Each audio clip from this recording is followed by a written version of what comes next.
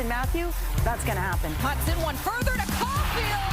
All ready for October. Cole Caulfield lets it rip. If the puck was ready to drop on the regular season, they would be ready to go. There aren't a lot of spots open, but there are opportunities available. Shot scores! Now it's the can to the back of the net. Corey and Jackeye on the board. They brought it all. Wi-Fi is working in Montreal.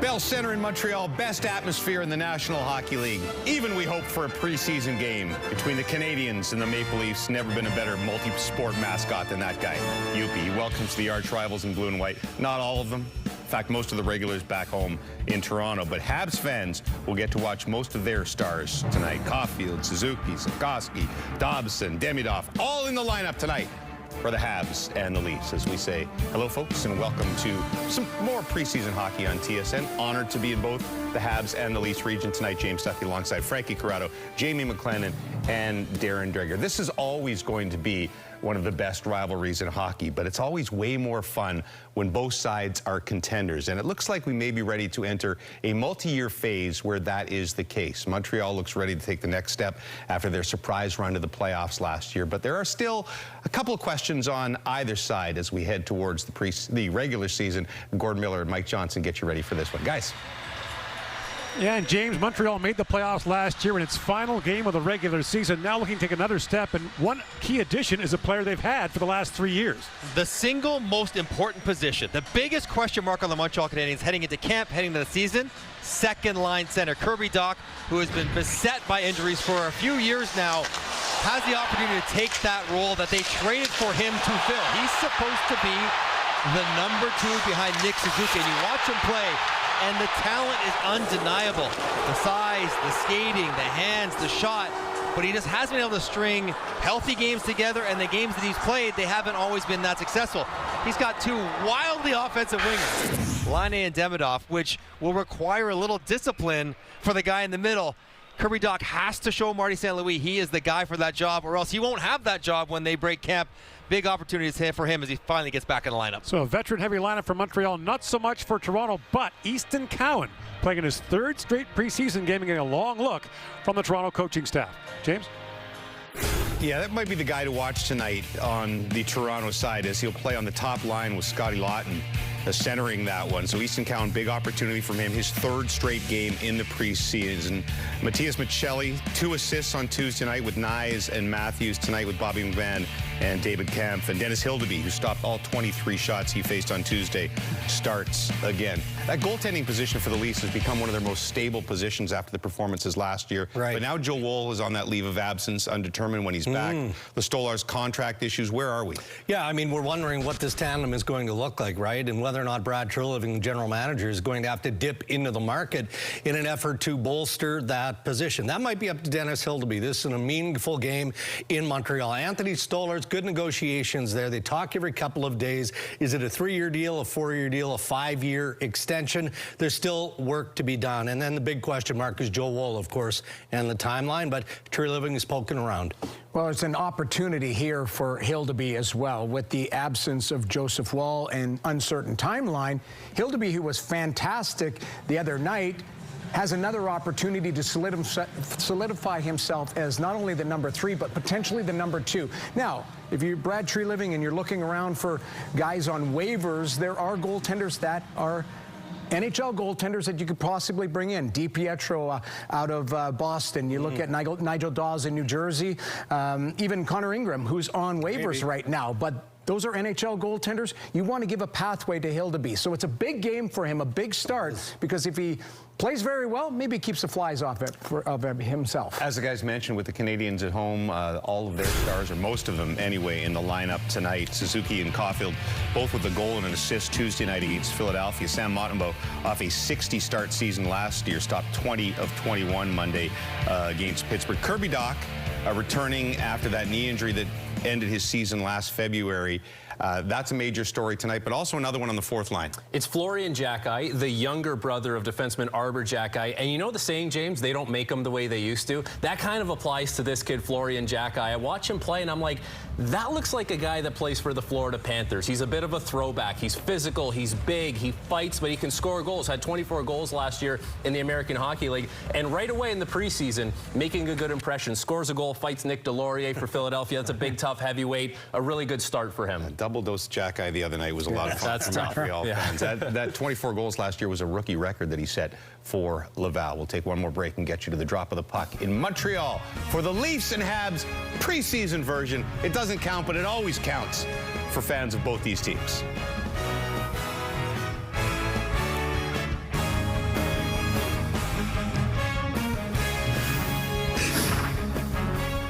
D'abord du côté des Leafs, Marc. Il a été le gardien le plus occupé chez les Marlies la saison dernière, en plus de garder une fiche de 3 victoires et 3 revers avec les Maple Leafs de Toronto. Dennis Hildeby défendra la cage des Leafs. Son vis-à-vis, le partant du côté du Canadien, 60 matchs disputés la saison dernière, 206 en carrière pour Samuel Montembeault. Les arbitres ce soir seront Justin Kia et Éric Ferlat. Jérémy Fauché, Johnny Murray seront des juges de ligne.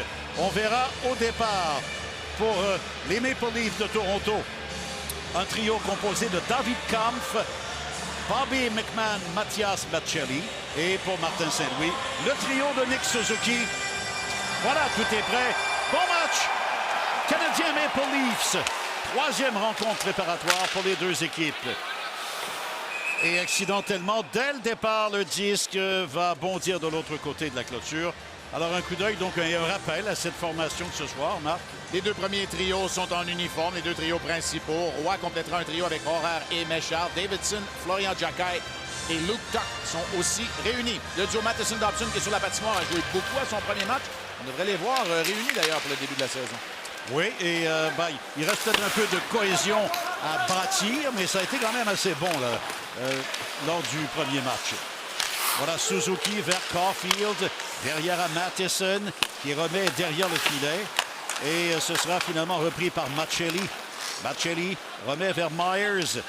Philippe Myers avec un dégagement par la rampe. La rondelle va se retrouver derrière la ligne des buts.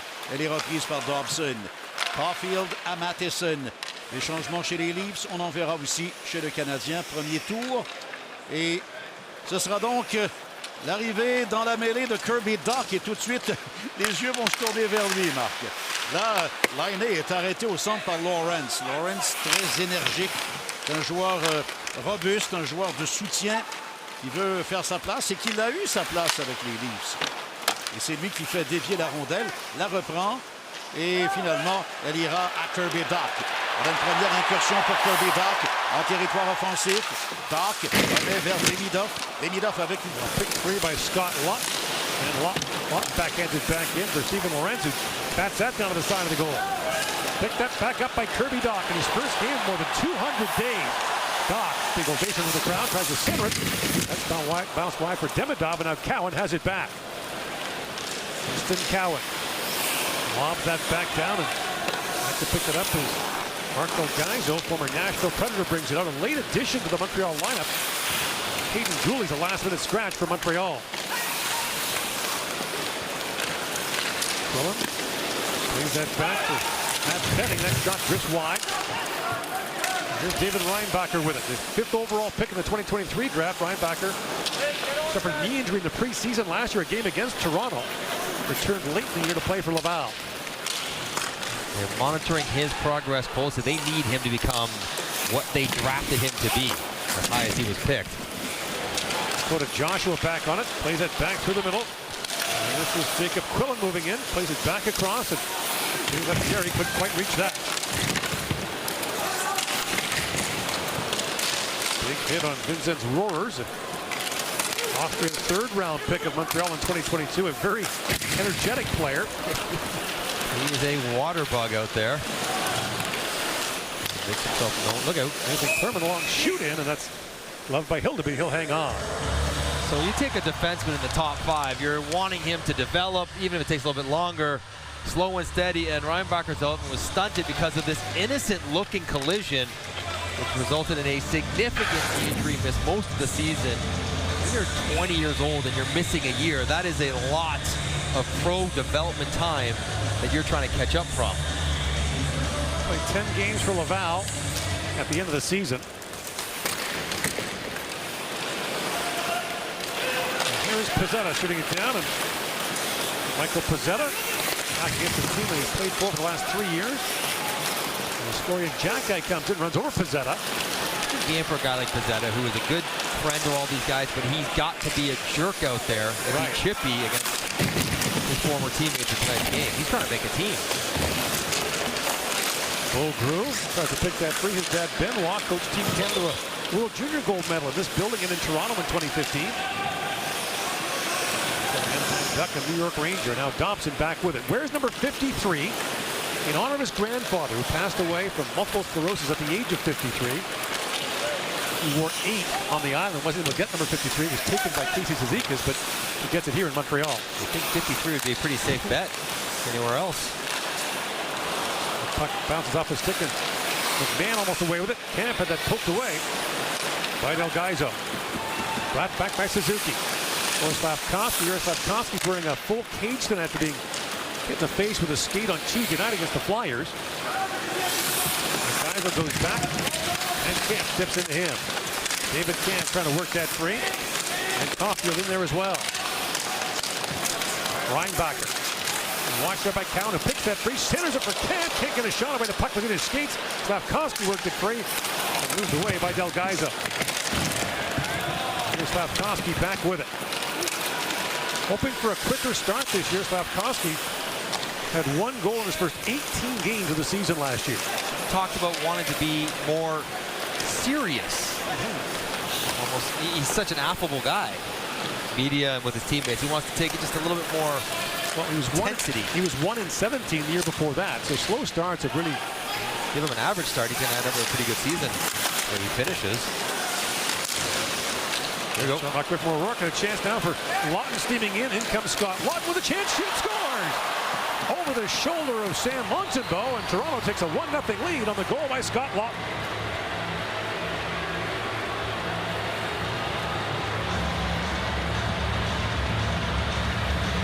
Scott Lawton loves to see it. Good defensive positioning as puck gets cleared around the boards, getting the shooting lane, and he's off to the races. I understand he's not going to be able to get the puck all the way to the far post. You got to shoot it before you get closed off by the defenseman. And I'm surprised that Montembeault didn't get further out of his net. He's very deep, and there's a lot of net available on the far side for Lawton to open the scoring. And another guy who needs to create some stuff in training camp to wash away the offensive struggles from last year when he was playing. Got baited into a bad penalty by Nick Cousins on Tuesday night against Ottawa. And Senators scored the tying goal on the ensuing power play. He scored just twice in 20 games with Toronto after the deal.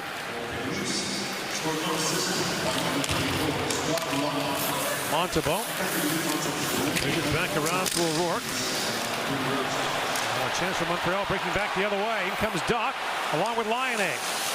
Doc in the high slot, plays that back, bounces back to O'Rourke with a long shot. That's gloved by Hildeby, and he'll hang on. So when you're a defenseman, the puck coming around the boards, if you're rushing towards it, you can't get pinned on the board. I think that's O'Rourke there trying to put the puck deep. When you're sliding out of the shooting lane, because if it doesn't go well, it's going to be a break like that. Now, you're counting on your goaltender to make that save more times than not. Yes, it's a good shot inside the post, but Sam Montembeault would expect to make that save. See, I always like to see who's wearing the A's in these preseason games. Who's got the alternate captaincy? Assistant captain when I was growing up, but yes. Because there's method behind the coach's madness of what they choose. See Scott Lawton with there. It's a little feather in his cap, a little make him feel good, realize you're important. And another little example of how coaches kind of build guys up. Ryan O'Rourke plays that back around and scooped back up by Marshall with 5. He was called up 5 times by Toronto last year and played in no games. He was an insurance defenseman on road trips. That's an insurance policy, though. He'll take it. NHL paychecks had a nice suit award every game. Don't need to worry about that this year. Lohr plays that back, gets the pass to Meshar. Lohr moves in, but the play's offside at the Toronto line. So we talk a lot about who needs to play well to try to make an impact for, let's say, in any game like this. For the Toronto Maple Leafs, you could make an argument that 5 of the 6 defensemen in tonight's game are playing to be the 7th defenseman on the team.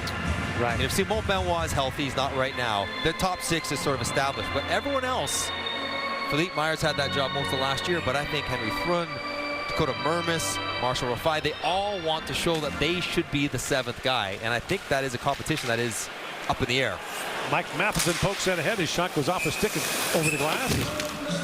Getting a stick on that was Cade Weber. Craig Berube's got some decisions to make. The team, like most teams, will be heading off to a little retreat next week up to Muskoka. A couple days of practice and team bonding and whatever. Montreal will likely go to Tremblant. That's where I went when I played for Montreal. They'll play Toronto will play the home and home against Detroit in the preseason. Montreal's got some games in Quebec City. Not a bad place to go either. Noah Dobson teeing it up, slides that back behind the goal for Davidson. Eric Davidson plays that back. Here's Dobson with it. The pass is picked off by Camp. And away comes David Camp along with McMahon and Michelli. Davidson skates by, takes that pass back from Florian Jacki, and in comes Davidson. Coles goes rink wide for Matheson jumping in. Mike Matheson works in. Hillaby down, tries to throw it back in front. Hillaby gets the pad down and hangs on to the loose spot. Scott Laughton has the go-ahead goal for Toronto. A 1-0 lead here in the first period in Montreal. Right here in Montreal on Tuesday night as Montreal played the Philadelphia Flyers, and Florian Jacki, whose brother Arbor, of course, a famous football on the spot. And Florian scores with his mom Simona, who had driven down from Hamilton to be here, then gets in a fight with Nick Deslauriers, who had given his older brother a twirl a couple of years ago. So Florian shaking it up, and then Arbor Jacki empty netted to seal the win. What a night for Mom. What a night for the Jacki brothers. And she was home to Hamilton the next morning in time for work. The best part about it, she apparently didn't tell him she was coming. Just sort of, I'm not missing this one. Drove down into Montreal to watch them both play, and I can only imagine what that would be like for a parent. Both, a couple of your boys playing in the NHL together. Arbor had a couple of roughing penalties as well. Nick Suzuki plays it back across. Caulfield goes back door. And that pass taken away from Slavkovsky by Philip Myers. Florian was a 3rd-round pick of Montreal. And Reinbacher picks it back up, feeds that back, and that shot taken by Delgaiza was blocked. The 4th-round pick, rather, in 2023. But Jacki scored 24 goals in 69 games in Laval last year. Racked up some penalty minutes, too. Slavkovsky centers for Suzuki, back across for Delgaiza, who's jumped up. And Myers back with it. Next year, just 4 preseason games per team. So we'll see beefed up lineups likely in the preseason next year. As Reinbacher goes back, a nicely called against Toronto. Coaches will be happy about that, but it will make it harder for players like Florian Jacki to get into games to show what they can do to make a mark in a game. You might only get 1. You won't get 2 or 3 or 4. So the onus on the young guys that might get multiple games and be around camp for 10 days, it will be so much more urgent. Right. And camps are going to be shorter. Yeah. Even scrimmages won't be as all of it. There's O'Rourke with it. That bounces back in front. Hillaby swatted that away. And Henry Thrun with it. Flying from San Jose last year. Joshua couldn't clear that out. Here's Lyonnais back on it. Patrick Lyonnais also injured in the preseason last year against Toronto. Same game that Reinbacher went down. Laughton flips it back down to the Montreal zone as Brian O'Rourke goes back. The Iowa Wild of the American League. And now Rafai along a wrist shot. That's gloved by Montebo, and he hangs on. Yeah, Patrick Laine injured to start the year. There was talk when he was hurt that it might be very long term. In fact, he got back much sooner than anticipated, and There is no market in the NHL that appreciates high-end skill quite like Montreal. And Laine was embraced for how he played. Now, you love the 15 power play goals. You'd love an uptick on the 5 non-power play goals for Patrik Laine. We know he can stand over there and shoot it as well as anybody in the league. But along with Doc and Demidov, those three are they're penciled in right now together. They're going to have to produce some offense at 5-on-5. Down by Quillen. And a poke free by Vincent Rohr. Played last year for Zurich and his second straight Swiss League title with that club. And now comes over to North America after being picked in the 3rd round by Montreal in 2022. Quillen. Back across for Dakota Joshua. Tied up there by Matheson. Joshua Waugh had that taken away. Waugh went to training camp last year, penciled into the Montreal lineup, but the pencil got erased as he was unproductive in training camp and didn't win a spot.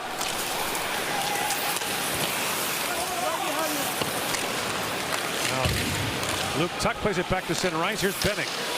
Up for Beaugrue. Plays that back down to the Montreal zone as Pezzetta goes in, sweeps that back around. Weber back at the point. That shot deflecting wide from Cade Weber. Here's Benning back with it. Benning shoots, deflected in front. Montembeault makes the stop. And Jared Davidson brings it back out for Montreal. Reinbacher across to Delgaizo.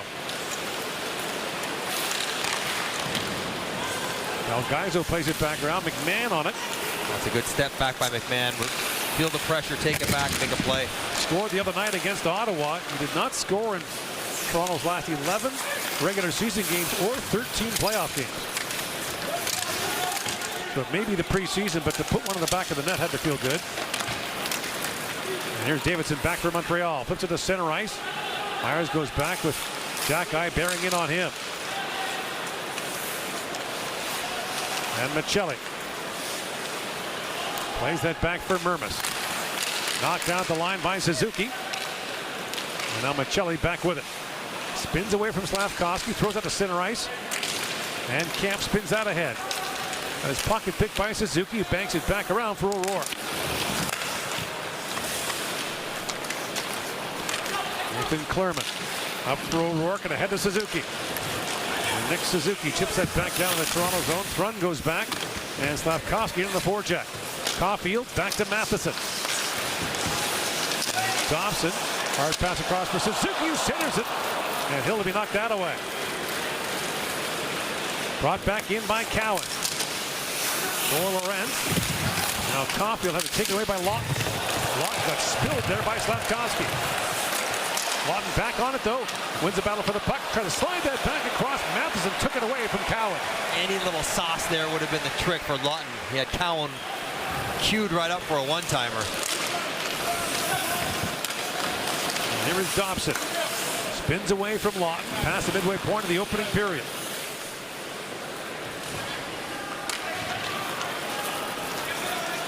Dobson to Matheson. Led Montreal in minutes played last year. Hilleby swatted that away, but a long rebound is flipped wide by Laine. Lettieri chips it back down the Montreal zone. Quillen goes after it, but it's knocked away by Doc, who takes some hard contact from Joshua. Benning with a shot that goes wide. And Weber steps up. Has that knocked away by Laine. Doc comes in as well. Now Matheson high off the glass, and it's knocked down by Delgaizo. Doc back across for Demidov, but Ivan Demidov couldn't corral the bouncing puck. Lettieri tops it back to Philip Myers. He didn't want that one with pressure coming from Joshua Waugh. Here's Reinbacher back with it. Reinbacher trying to hook that back head. Myers knocked it down. Up the center ice to Grew. Now Messar plays that back to Reinbacher. Another good gap by the Toronto defenseman in the neutral zone. They've done a good job keeping tight the Montreal forwards.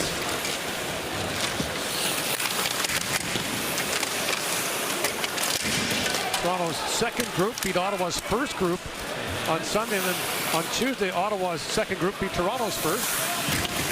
So if that holds true to form, you should like Toronto's chances tonight. Montreal so far 2-0, a shootout win against Pittsburgh, and the 4-2 win against Philadelphia. Kent has it knocked down by Jack-Eye at center ice, and Matheson hustled back.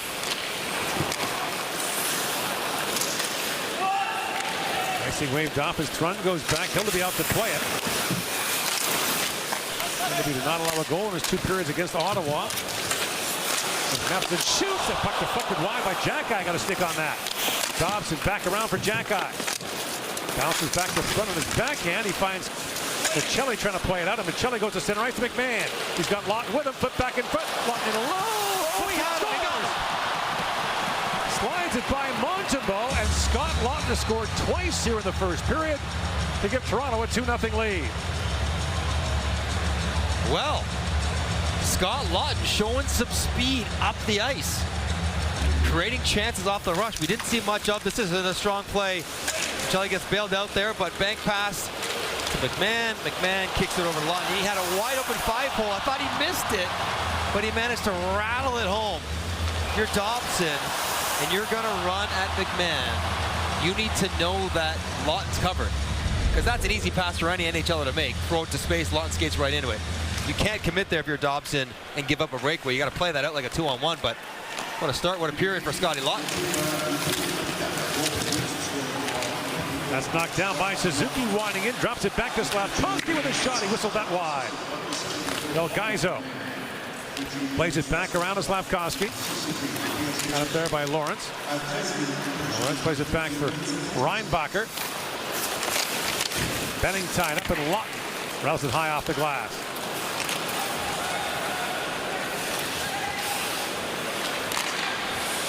Caulfield. Back for Reinbacher. Reinbacher to Del Gaizo. Suzuki. Bumped there by Josh while the puck comes free to Suzuki. Winds back in, rink wide for Laine, but the pass handcuffed him. Laine tied up there by Quillen. Up for Lettieri, in with Joshua. Knocked down by O'Rourke, and a tangle at the Montreal line. It's played back in by Lettieri.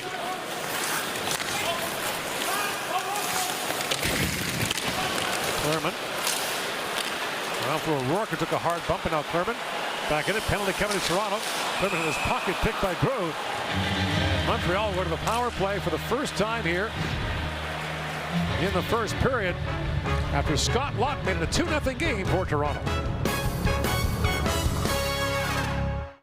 It's a brand new season of the hit docuseries featuring exclusive insights, player interviews, and behind-the-scenes moments. The Rebuild inside the Montreal Canadiens. Stream now on Crave. And if they're going to run a docuseries of this game, maybe the penalty will be part of it, as Vinny Lettieri heads to the box. More and more, refs are calling this when you skate through the back of the guy's legs. And he does that to O'Rourke. Could have got out of the way, drives right through the back of the leg, spills him, and Montreal goes to the power play. Now, Montreal was okay on the power play, 21st league at 20%. They're going with 2 balanced units instead of loading up Laine with the first unit. So we'll see how that works, how long it lasts with Demidov and Laine and Doc on the second unit. The 21st place ranking last year was the 7th consecutive year that Montreal's power play has been ranked in the bottom half of the league.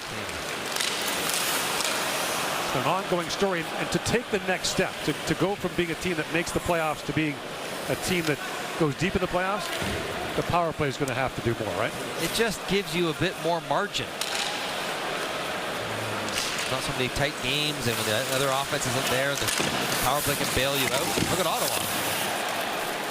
Knocked down the line by Dobson. Played back in the corner by Messar. Dobson back across the line. Moves it and shoots. Taylor did a stop on that. But Messar plays it back for Doc to Dobson. In for Laine, back to Dobson. That wrist shot knocked down in front and sent down the ice by Thrun. He was acquired from San Jose for Ryan Reeves.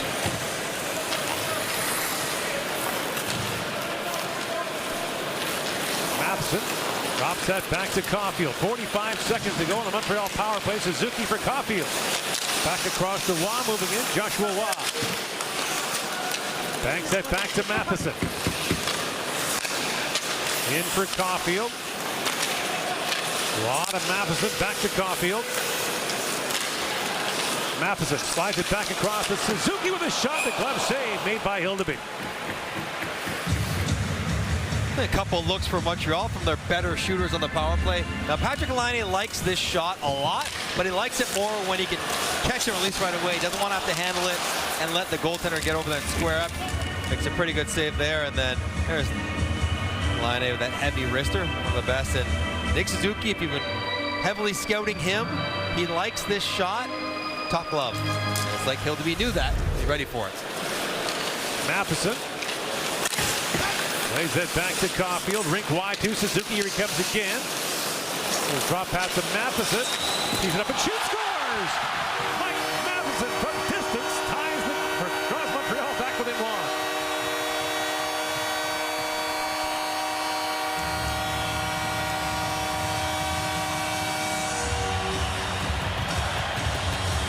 That is a nice wrist shot from Mike Matheson to get Montreal on the board in the first. As Caulfield goes underneath Scott Laughton, and then when the puck gets back to Matheson, Laughton dives out to the middle of the ice to take away the one-timer to Cole Caulfield with percentage play, because you're going to trust your goaltender is going to stop that wrister. I don't think that was touched by anyone. Wasn't really through any traffic. Was Dakota Mermis in the way? Yes, he was, and that's why you see the shoulder shrug from Dennis Hildeby. He didn't see it. Otherwise, pretty sure he would have stopped it. Matheson his 11th NHL season. Native of Point Claire, Quebec, the Montreal suburb. Got a great fit here. Yep. There's Michelli trying to center it. Suzuki draws an assist. Now Mermis a long shot. Montebo save, loose puck in front. And Michelli was sent flying. Penalty coming to Montreal. McMahon works and shoots, scores. Montebo had no stick. And Bobby McMahon scores for the second straight preseason game to restore Toronto's 2-goal lead. Well, that's how you responded. 31 seconds after Montreal gets there first, McMahon restores the 2-goal advantage on a good forecheck. Michelli draws the penalty but stays with the puck, keeps it alive, and Montebo drops his stick, which allows a wrister from a pretty innocent position to slide by him. David Camp standing right in front, probably shoved back in there. Don't think there's any goal interference, and there's no reviews anyways in preseason. And Bobby McMahon, who had gone a long time without scoring a goal. The last 24 regular season playoff games. That is an eternity for an NHL player. Now has 2-2, and will be feeling much better about his offensive game. You know, he had 20 goals last year, so basically in his first 63 games, he scored 20 times. That's almost a 30-goal pace. He's a shooter. His biggest challenge will be if he wants to play with Tavares and Nylander, can he make plays? Or is he better served on the third line to be physical and shoot? That's what they need to determine still. And that's another, I think, assist for Michelli, who I think might have another 2-assist game. He had 2 against 2 secondary assists. I think he might have another 2 secondary assist kind of game, as he picked up on Laughton's second goal. And there you see Montebo looking right of the pile. Puck goes left of the pile. No stick, no chance. And everyone likes to score. Any time of the year, everybody likes to score. Michelli and McMahon all smiles on the bench.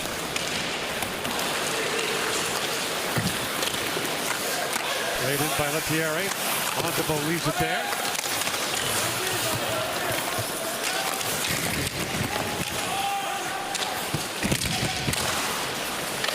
Roar tied up there by Quillen.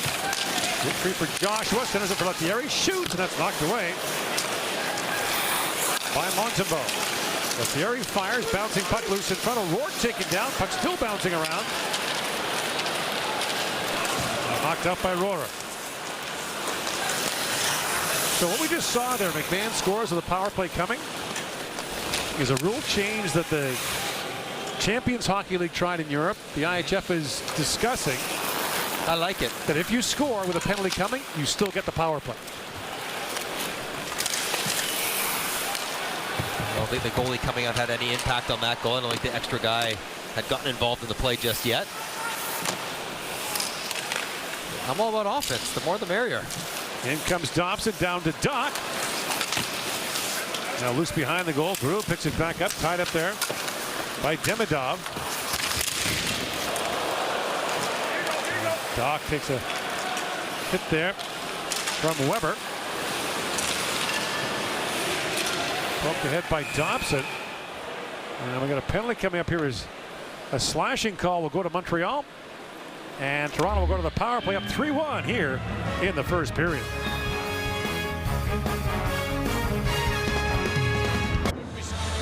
Montreal heads to the penalty kill as Patrick Laine picks up a slashing penalty. It's in the neutral zone on Grew. A little tap, and this is a tap on Grew's stick, knocks it out of his hands. And I got to tell you, players do not like this call. The idea that just because you drop your stick, hold on to your stick. In fact, I remember when Rick Bones was our assistant coach in Arizona. He would skate around all practice and slash guys holding the stick with one hand. And if you dropped it, he'd get mad at you. So that little tap was enough to dislodge the stick on Grew and put Toronto the power play. And I'm looking at the lineup for Toronto in today's game.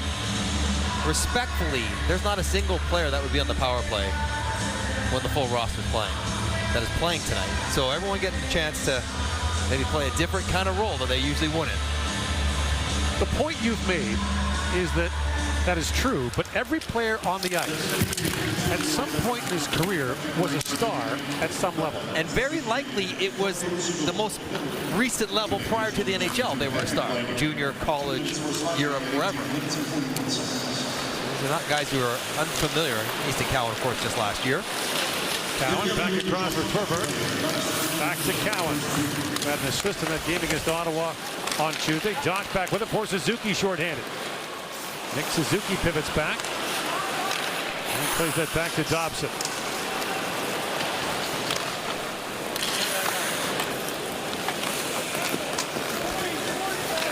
Brought back up by Dakota Mermis. Dobson back for Lettieri, who had a big scoring year last year for Providence in the American Hockey League, Boston's AHL affiliate. Absent bump there by Lettieri. Now Florian Jacki sends it back down the ice.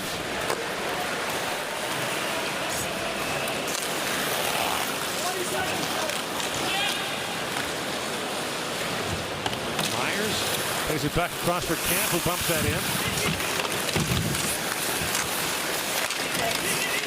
McMahon plays it back in front. Camp can get the one-timer away as Reinbacher knocked that down. Time expires here at the end of the opening period. There'll be 41 seconds of power play time to carry over into the second. Toronto up 3-1 after one. All right, the panel is just ahead. We'll discuss whether Scotty Lawton is now a lock to score 50 this year. Frankie Corrado says yes. Now we'll have actual analysis from the guys just ahead. And Nick Suzuki is the lone hab in our top 50 players list. We'll ask if that is a snub to some of his teammates and talk about where Matthews is going to end up on that list. Here in Montreal, Scott Lawton scores twice. Matias Maccelli has 2 assists, 4 in the last 2 games for him. Mike Matheson replies in the power play for Montreal. It's a 3-1 Toronto lead after 1 period of play. Let's join Kenzie Lalonde. Yeah, Gerd, look, it's never easy being a healthy scratch, especially when it's your first trip to the playoffs as a member of the Montreal Canadiens. Yet Mike Matheson said Michael Pezzetta was the best to ever do it. Quote saying, instead of moping around or not giving 100%, he was positive, giving guys energy even if they were ahead of him in the lineup. Matheson wishes Pezzetta and his luscious locks well, which he said provided the team entertainment at times. Matheson recalls a specific plane ride last season where the team brushed out Pezzetta's curls all the way just to see how poofy his hair could get. Maybe it's moments like these that prompted Pezzetta's choice for a shorter hairstyle in Toronto. It's, Kenzie, you're right.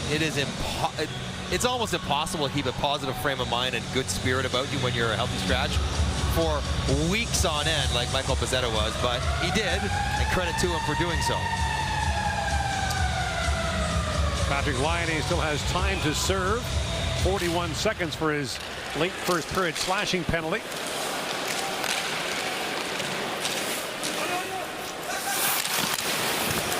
Loose in the corner. Those guys are trying to knock that free.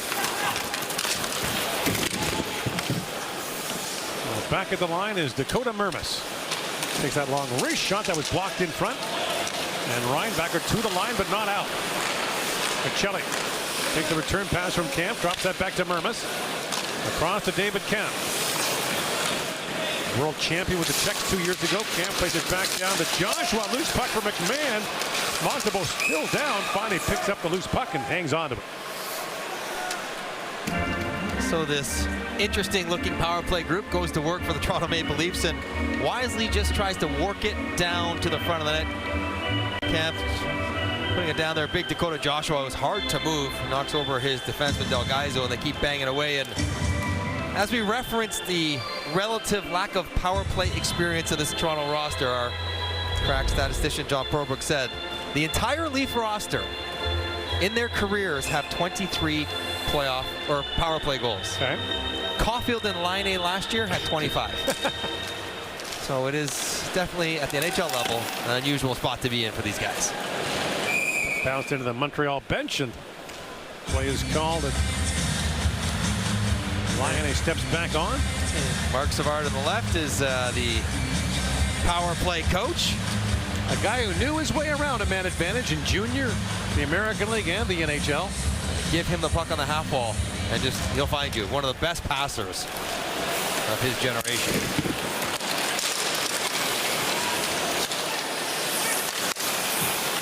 Carrying step knocked down by Nick Suzuki. Flip back to center ice, and Ryan O'Rourke back to pick it up. Signed to a one-year American Hockey League contract was O'Rourke. And one of the interesting things to watch for a team like Montreal, which, you know, was in a rebuilding phase for a few years, all of a sudden there's not many jobs at the NHL level. No, there's not. There's probably 2 up front, or maybe 3 if you're going to carry 14 forwards. One sort of regular in the roster on the back end. There's probably none if everyone's healthy.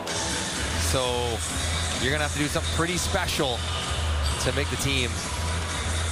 And part of that is the challenge of the different mindset for Montreal Cord coming into this year. Right. Fires a long shot, was blocked in front. On that Crave rebuilding special they talked about all last year, we want to be in the mix. There's no in the mix conversation. They want to be in the playoffs and are expected to be in the playoffs this year. Brought in by Joshua. That was blocked. Montreal was 9 points out at one point in December. They were the worst defensive team the first month of the season. They were terrible in October last year, and they still managed to make it. By the way, Marshall Rafai has not come out here for the second period, so Toronto down to 5D. And that plays offside at the Montreal line. Pose a challenge for an already thin group, as Mike Van Ryn is working his guys over. And another one of the challenges in these games, there is no chemistry. You're just sort of going out there with whoever you've gone out there before. You probably haven't practiced very much other than perhaps yesterday. So just, if you're one of the remaining 5 defensemen, more ice time, more opportunity. That's how you have to look at it. And so these teams will face each other in the regular season opener. Last year, Sam Montembeault, 48 save shutout in a 1-0 Montreal win in the opener. The most saves ever by an NHL goalie in an opening game shutout. Started a pretty good year for Montembeault last year. Got hurt in the playoffs. A penalty coming to Toronto now as Matheson works in. Matheson spins that down to Laine. Laine plays it back to Matheson. Swings that back to Dobson. Doc standing in front. Matheson back across to Laine. Swings it down to Suzuki. Back to Laine. That pass goes off a skate, back down the ice. That would have counted. Do those count? I think deflections end up not counting if they go in. I think they wave them off. If you pass it, hit nothing, it counts. We saw that with Steven Stamkos did that last year.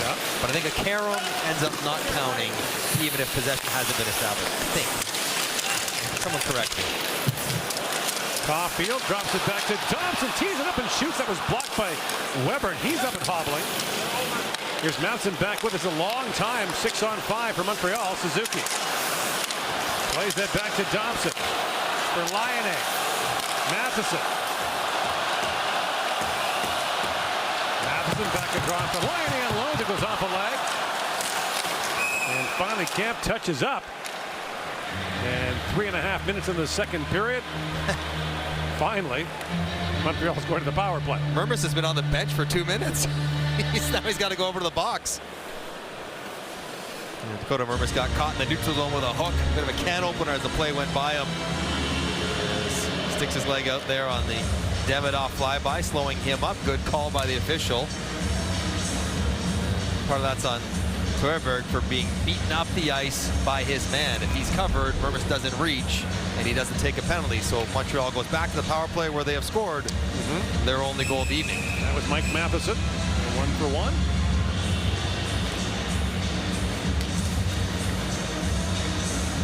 Scott Lawton, who has 2 goals in this game, is in his more accustomed position at killing penalties, taking defensive zone draws. And Lorentz back with it.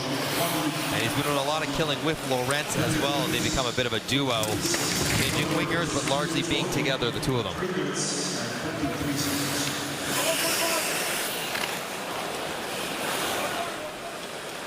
Matheson drops that back to Caulfield. 37 goals last year for Cole Caulfield. Suzuki takes the return pass. Not to be lost all that. Nick Suzuki back-to-back 30-goal years. Nick Suzuki's an elite level player. Just goes about his business quietly, which is hard to do with the captain of the Canadiens, but he does. He's exceptional. In comes Caulfield, drops it back to Slavkovsky. Matheson. Back for Waugh, Joshua Waugh. In for Caulfield. Slavkovsky to Caulfield. Matheson. Caulfield, Waugh with a shot. He'll get the save on that. And the rebound was held for a moment by Matheson. Now Lawton lifts it back down the ice.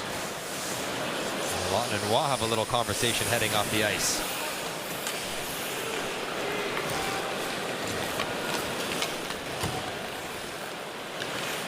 .35 seconds to go in this Montreal power play, and away comes Kirby Dach, playing his first game since last February. Laine back to Dobson. Across to Messar. Demidov. Beyond Demidov takes the return pass. Snakes in, drops it back, and score! Laine from Demidov. That was sweet. And Montreal's back within 1. We might see that again.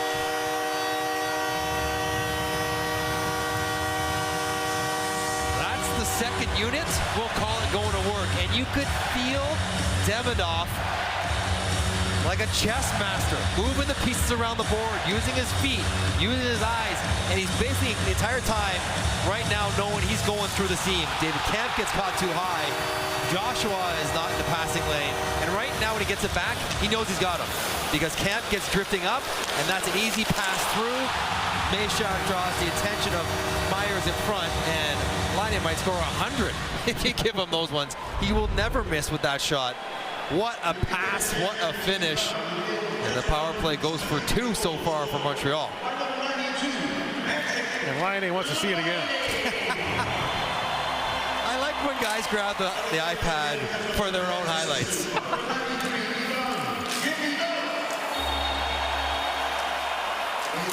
Quillen plays it back for Mermis. Pelletieri chips it back to center ice. Boy, the buzz around Demidov late last year in Montreal, this year in training camp. It's his first training camp with the team. And it's not really just in Montreal. It's kind of a league-wide thing where his talent is sort of being talked about glowingly everywhere. You think Cowan just got hammered by Jackeye? And that's going to be a penalty to Montreal. Quillen going after Jackeye a little bit, but nothing doing there. Quillen plays it back to Myers.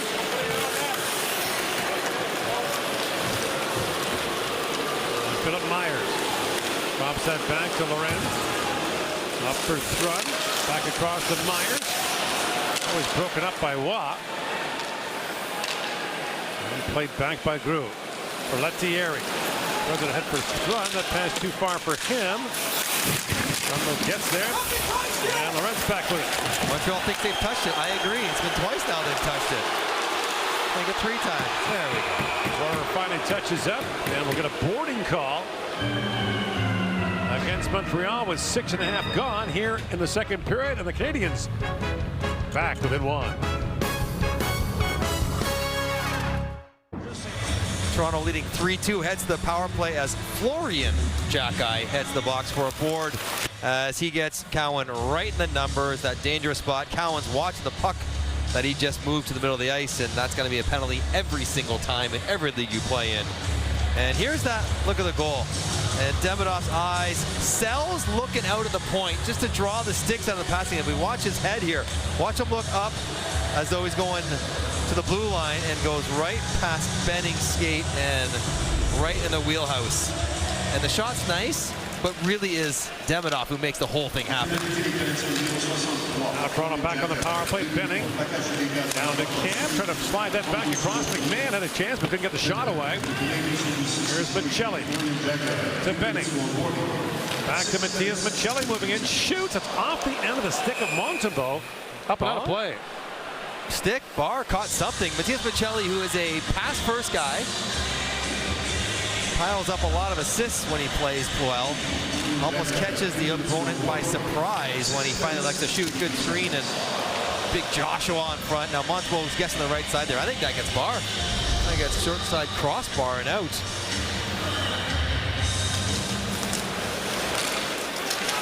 Here's Benning back with it. Drops that back to Michelli, the Camp.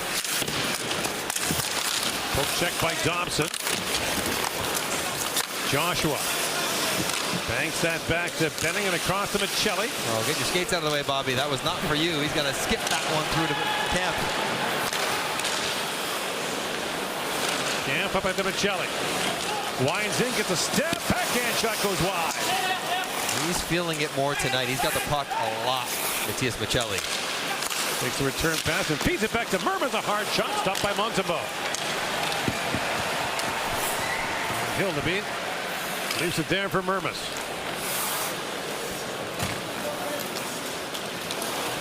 Mermis began the year with Toronto last year, was picked up on waivers by Utah.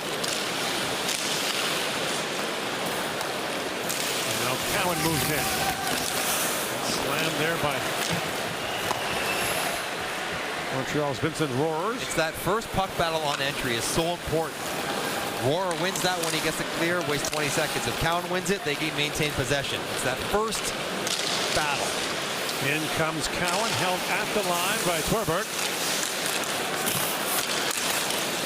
Feeds that back to Mermis. Lettieri shoots. Montembeault makes the stop and hangs on. And Reinbacher gets into it there with Ryan Twerberg.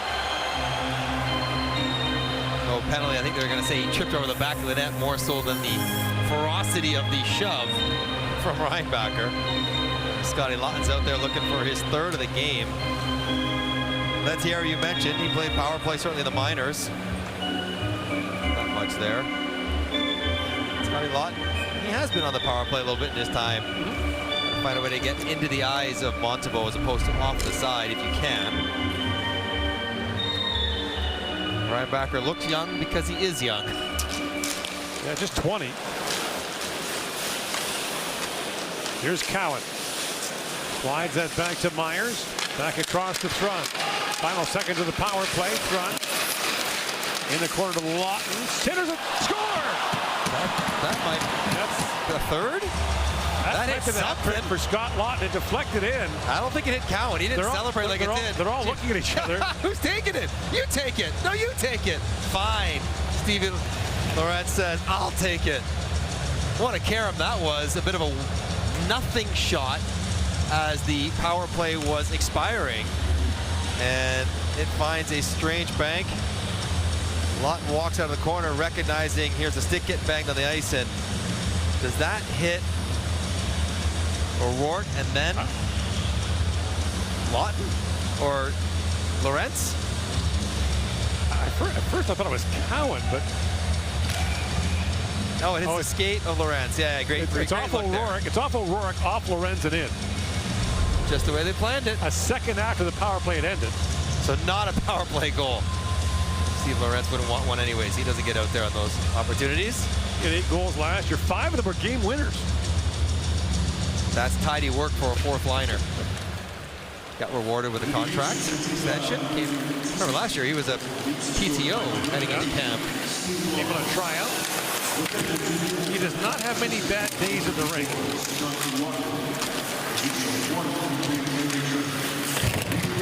Montreal has 7 shots so far here in the game. Brewer plays that back. Quillen had it knocked away, and it's moved back to center ice. Bringing it back is Cade Weber to pick it up. Thrun fires it back down. It's an odd Karam in the corner. The corner's Luke Tuck. Pizzetta just got Thurman behind the net. He's shaken up. Staying out there as McMahon works in on him. And McMahon goes right around him and shoots at the goalpost. Brought back by Laine, along with Demidov. Finally tied up by McMahon. There's way too many men on the ice for and they gave it to him because Klurman was coming off hurt. And the other defenseman out there way early as Nathan Klurman gets shaken up behind the net here. Michael Pizzetta. It's a lot like the Jack-Eye hit. Right behind. Now, here's one more look at it. Definitely hits Lorentz's shin. We'll put a poll question out there. You tell me if Steven Lorentz did this on purpose. I want to give him the benefit of the doubt, but I'm still saying no. He was broadening his base, and he caught it off a shin pad and into the back of the net for a near power play goal. Above Montreal's bench, on like you give Jack-Eye a penalty for something pretty similar. There's that one on Pizzetta. Myers for Lorentz. The pass disrupted by Laine. Now Lorentz has it back. Laine will be an unrestricted free agent at the end of the season. There's Cowan trying to chip that back in front for Lorentz. Lawton looks back in front. They score. It's Lorentz again. That was on purpose. And it's 5-2. This line killing it. On fire. A 4-point night for Scotty Lawton. That's Easton Cowan picking up point. That's Steven Lorentz's second goal in short order. And this trio is becoming more of a trio. Good job by Cowan to keep it alive, and that is nice habits by Lorentz. Drives the back post. He's got Demidov on him, a forward. Stops while Demidov, bit of a flyby. Loses body position, gets down by the goal line, and Lorentz chops it home for his second. In 1 minute and 36 seconds. So now we have double hat-trick watch on the line. Yes. I hope they get an empty net and see who takes it. Such a chaos agent. Ryan Packer puts it wide. Now Suzuki bats that down, but a hand pass called against Montreal. They'll be the 4th line in the regular season, but they're the 1st line tonight. And Lawton and Lorentz have Toronto up by 3. 5-2 Toronto. 4 of the goals scored by tonight's first line, what might be a regular season 4th line. Scotty Lawton gets a couple in the first period. Steven Lorentz a couple in the second. But this trio with Easton Cowan have been together at camp at different times. They've played in multiple games together. And against Ottawa on Tuesday, they were Toronto's best line. That's with Matthews in the lineup, with Tavares in the lineup, and Nylander. They were the ones who played the best together, and you wonder as a trio if they are giving Craig Berube something to think about when it comes to continuity. I would never have thought Easton Cowan would start his NHL career on the 4th line, but the way it's going, he might. And that's not a bad thing. Right. Lawton and Lorenz, you've got to think, are pretty much in ink. Yes. On that 4th line. And the way they kill penalties together and play together and all of it, they're going to be there. The question is, who's the 3rd guy? And Cowan saying, I might as well start there and work my way up, which he will do throughout his career. Right. The only thing is he doesn't need waivers, and that's we've got a lot of NHL contracts with the big team. The business of hockey might get in his way. Caulfield plays it across the slabs. Cosby trying to bat that home. And Caulfield picks that free. Cole Caulfield works it back across the Reinbacher. Shoots. Hit a leg in front. And knocked down by Dakota Joshua.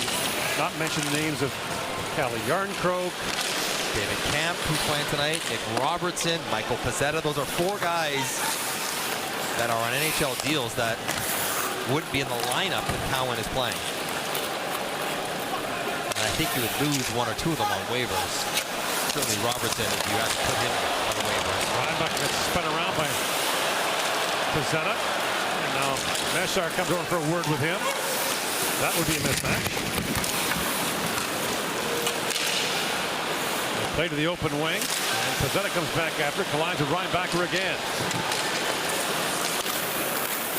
Ooh, has it taken away by Joshua Waugh. Waugh winds in and couldn't get the shot away.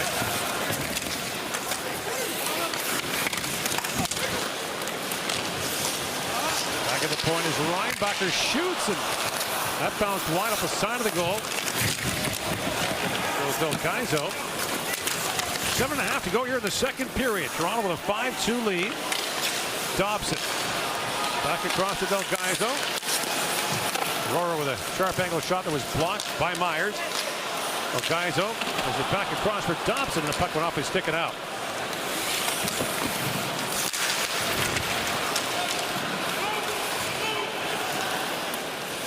Dobson slides that back end. The pass skips away from Davidson, and Myers banks it off the boards and back out.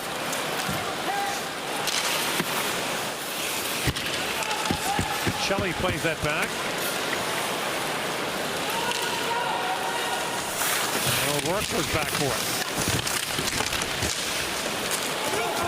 Montreal, meantime, it's kind of 4 or maybe 5 guys for 1 forward spot, essentially. Yeah. The first line is playing tonight. The second line is playing tonight. They have Evans, Gallagher, and Anderson as a line. Then they have Newhook, Bolduc, the new guy, and somebody. They got 1 of 12 forward spots available in the regular lineup. Not a lot of options. Now Thompson lost the puck and jamming away on it was McMahon, but Montembeault holds his ground.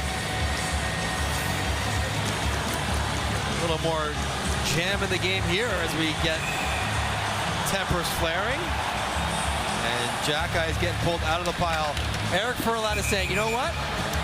I know this is preseason, and I know the best way to stop this and not have anyone get too upset by it is start taking 1 guy out of these piles.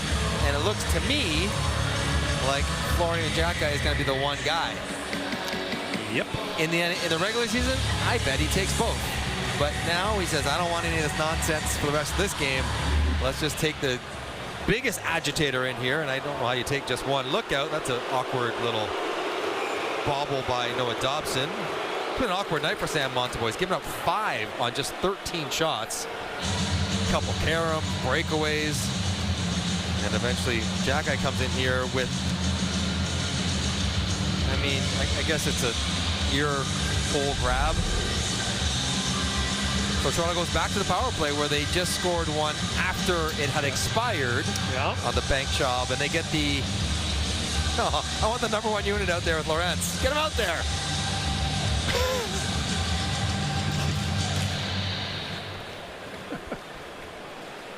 For Easton Cowan here, I think he'd love a chance to have this power play run through him. Have a few more touches, kind of have it under control, and really choreograph. Trying to drop that back, but it's picked off and moved down the ice by Joshua Waugh.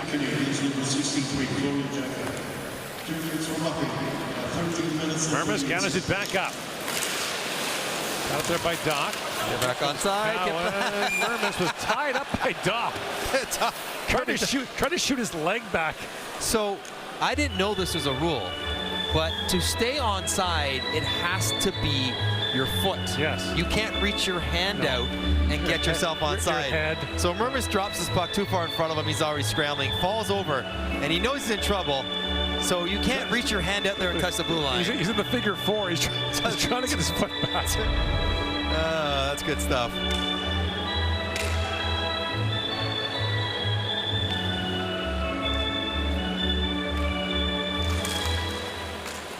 Cowan racing after it. Played in all the preseason games so far for Toronto. See if he gets the home game on Saturday against Montreal. He'll be the career leader in preseason games played. Played back at the line is Mermis. Back across to Cowan. Swerberg trying to center it, bouncing puck, and that shot by Lawton, I think, hit Lettieri. Now Cowan shoots, possible pad save. Shoot that thing, Lettieri. Don't try to pass it again. Tee that thing up, Ford. Let it fly. Okay. I wouldn't have, but I think you should have. I'm going to say.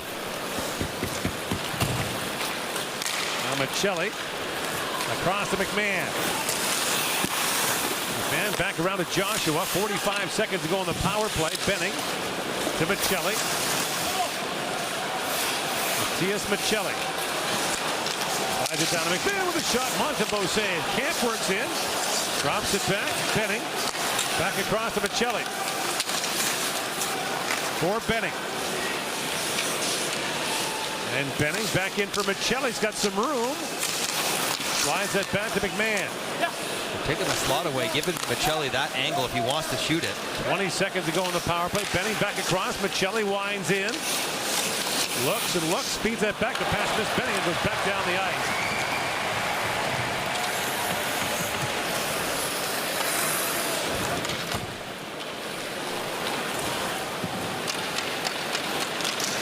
Now Weber. Works back in. That was broken up by Demidov. Cowan steps away from him. Up for Lorenz. Reinbacher. For Demidov. And back around to Matheson, who has a goal for Montreal tonight. Laine. Lead pass for Demidov moving in. A big hit by Weber coming across on Demidov. That's going to draw some attention, you think.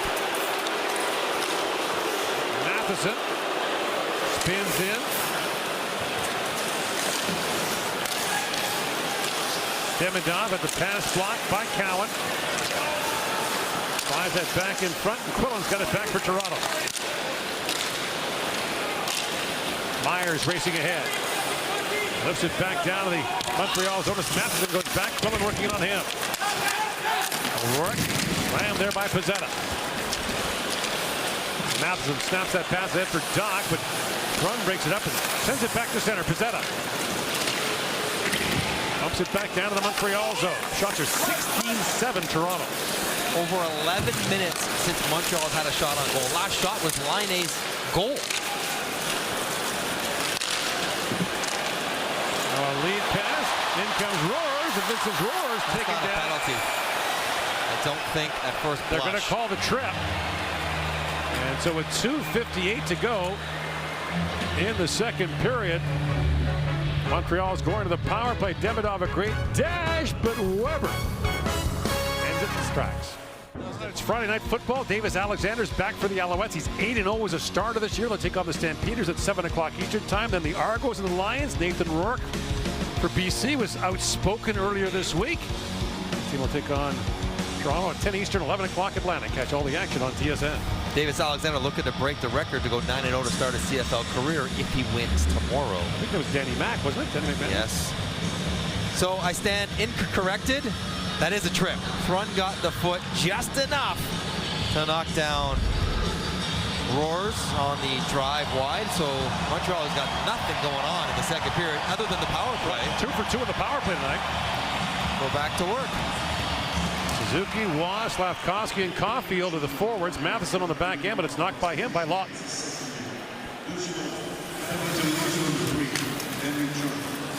And Matheson has scored the first power play goal.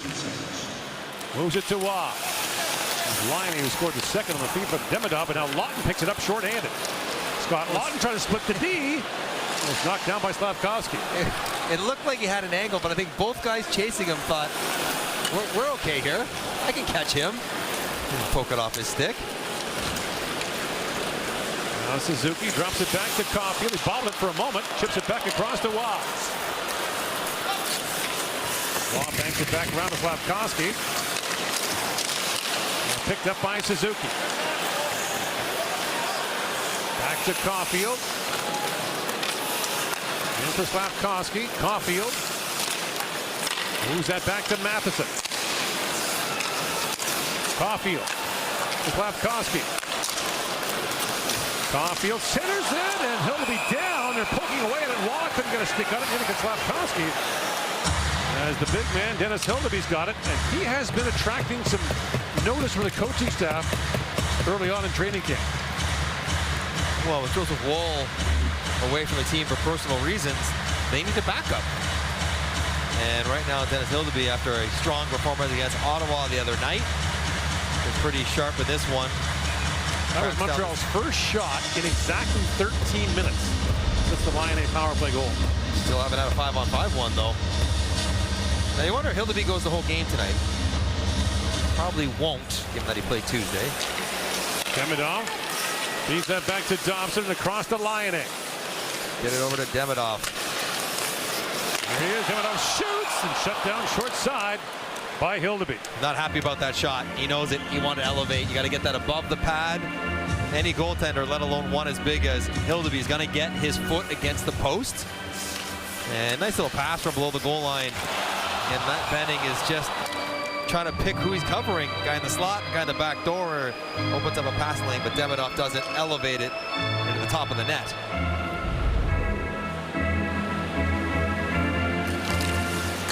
Off the draw, Doc wins that to Demidov. Takes a return pass. Demidov tries that pass across again to Laine. That time it was broken up by Benning.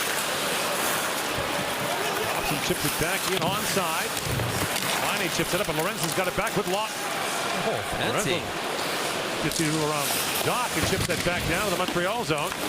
20 seconds to go on the Canadiens' power play. Away comes Doc with it. Lion chipped out by McMahon. And in comes Quillen. Quick. Quillen's got a stab. Taken down by Dobson. He winds up in the net. Final minute now, the second period. Run steps out. And chipped back in by Thrun. Jacob Quillen. There's a free agent by Toronto at Quinnipiac University. He was highly sought after by a lot of teams, and he chose to come to Toronto. A pretty good first pro year, scored 18 goals in 67 games in the AHL. Through with a shot that's stopped by Montembeault. Dobson lifts it high in the air and back down to the center ice as Weber plays it back in. There's Reinbacher. Hangs that back to the leaf line. Mermis. For Cowan, rink wide to Michelli. T.S. Michelli, the dying second, shoots. Montembeault save, and he'll hang on to that. So our third game in a row we've seen with the Toronto Maple Leafs involved in where, I guess it'd be the road team, which generally has the thinner lineup, has had the better of the game. They've played better. It's Ottawa doing it to Toronto on Tuesday. It's Toronto doing it to Montreal here. We're 40 minutes in. Montreal's got just 9 shots on net. Marty St. Louis won't be too pleased with that. I expect a better third period out of the Habs. Reinbacher to the line, but not out. Mermis long shot, pinballs wide. And Toronto go to the dressing room with a 5-2 lead after 40 minutes of play. Time now for our second intermission with your host, James Duffy. All right, thank you, guys. We'll cover that tantalizing Habs power play, plus everything going in for Scotty Laughton and Steven Lorentz. Tonight, the panel is standing by. Frankie Corrado, Jamie McLennan, Darren Drager. We'll show you some highlights. Caps taking on the Flyers tonight, and concern about a Panthers injured superstar. Here at Montreal, Patrick Laine scores in the power play. So does Steven Lorentz. They ruled that there was a power play goal afterwards. They changed the time, so the 8:32 gives the power play goal. Steven Lorentz strikes again a minute and a half later. And took the assist away from Easton Cowan on that one as well, unfortunately. So Toronto a 5-2 lead, just 9 shots for Montreal after 40 minutes. Let's rejoin Kenzie Lalonde. Yeah, Gordon, look, it's challenging to select a jersey number when you become a member of the Montreal Canadiens because so many numbers are retired. So when Jacob Fowler was working through his options, he went with 32, inspired by Jonathan Quick.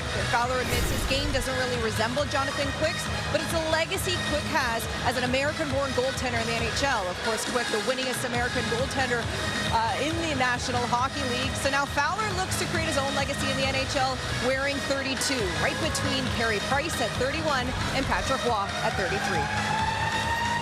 I understand that dilemma. When I was playing for Montreal, I wanted number 12. Unfortunately, it's been retired twice. Right, Dickie Moore and Yvonne Cornway. So I said, well, clearly you let somebody use it after one of those guys, so let one more guy use it. It did not work. No. So Fowler back in the net gets a big round of applause from Montreal fans. He had a phenomenal preseason debut in the game against Pittsburgh. Stopped all 13 shots he faced. 4 of 5 in the shootout. They were chanting his name. He's had quite a glittering career so far. Mentioned he won the Mike Richter Award as the NCAA's top goaltender last year at Boston College. Feels like if you've been around the Canadiens for 3 or 4 years, you've been hearing about Jacob Fowler. Jacob Fowler, when's he going to come out? When's he going to be here? So he's here now. Played for Laval late in the year and in the playoffs after his college season ended. A .940 save percentage in college. There's Suzuki, shoots him a sharp angle. It's off the mask of Hildeby, who remains in the game for Toronto. Hildeby took that intentionally off the head, but then is also shaking off the cobwebs. He got something off his helmet. It's fallen off. The referee's picking it up beside him.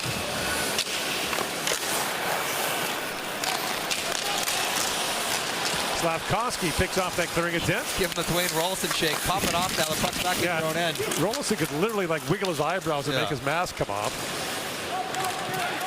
Over there, Joshua back down Montreal zone, but icing called against Toronto.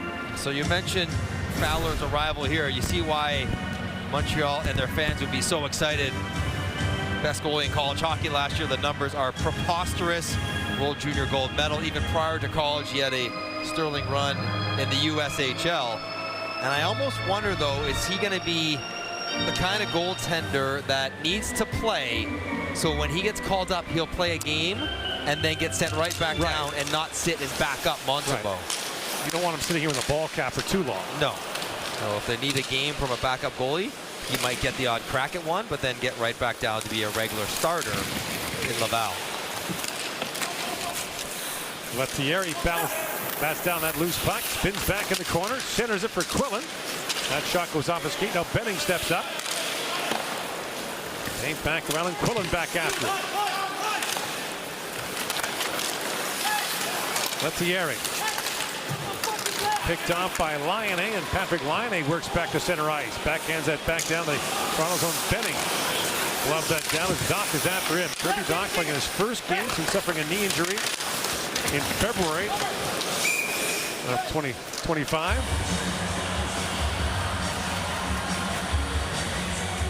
Not a lot going on here. And you mentioned the preseason debut for Fowler against Pittsburgh. He was very good. And clean during play. That was his best save on a clean, almost 2-on-0. And then little mustard on that hot dog when he won the shootout. Why not? As you should, preseason or not. Still a pretty good feeling. He is definitely in the long-term plans of the Montreal Canadiens. Just don't know if he will form a duo with Montembeault this year. Jakub Dobeš he came up and played big games last year for Montreal. Really helped them get in the playoffs.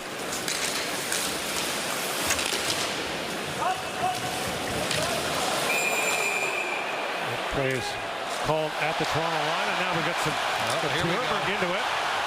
If Davidson gets his gloves off, look out. That's Florian Jackeye in the middle of it too. Jared Davidson had a long tilt earlier in training camp. Jackeye's had a fight against Nicholas Delorier just last game. So this is the no CFL spot right here. No fair catching in hockey. You get a puck up in the air and You're going to get run over when you try to grab it. Nothing wrong with that, but pushing and shoving ensues. Jack and Davidson right in the thick of it. And after pulling just Jack out of the pile in the second, no rules were broken in that last Not skirmish. one. Incredible. And I've read the rule book. Well, if you're on Toronto, you might not know who Jared Davidson is. You might want to know if you're thinking about doing this, because this is about 40 seconds into this fight. It was long and loose and lots of contact made. Spent 5 years playing for Seattle in the Western League. Probably don't want to go down that road if you're a Leaf. Probably unless you're Pizzetta.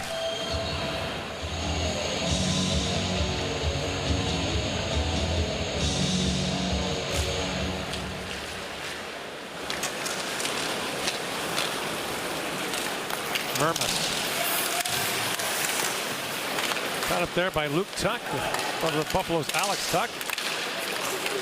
Alex Tuck, who is in line for a new contract, doesn't have one yet. That guy, if he was ever available, oh my goodness.